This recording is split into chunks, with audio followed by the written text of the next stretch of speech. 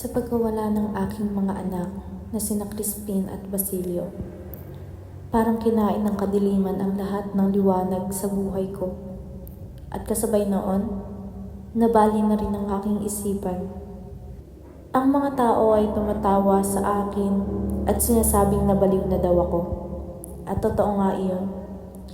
Paano nga namang hindi mawawasak ang isang ina kung nawala ang kanyang mga anak?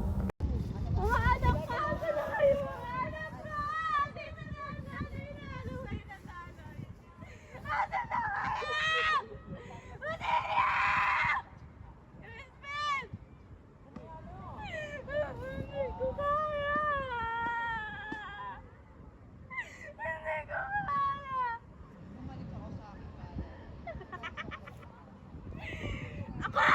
Baliw? Kaya ang mga tunay na baliw! Kinuha niyo ang pangarap ng aking mga anak!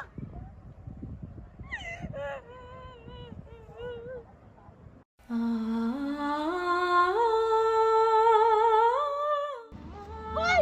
Anak ko yan! Akin na ang anak mo! Akin na ang anak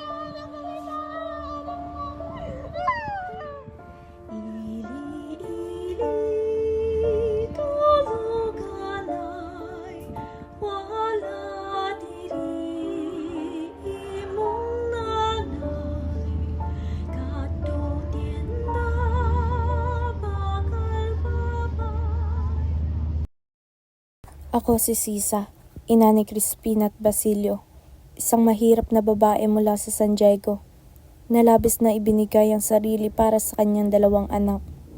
Handang magtrabaho ng husto, magtiis ng hirap at gawin ang lahat para sa kanyang mga anak. Ngunit sa kabila ng lahat, ang tadhana ay tila laban sa akin. Ang aking asawa ay isang tamad at lasinggero. Ang mga bata ay napailalim sa sama ng trato ng mga praile. Sa huli, ang sakit at kawalan ng pag-asa ay naging dahilan para mawala ako sa sarili kong pag-iisip.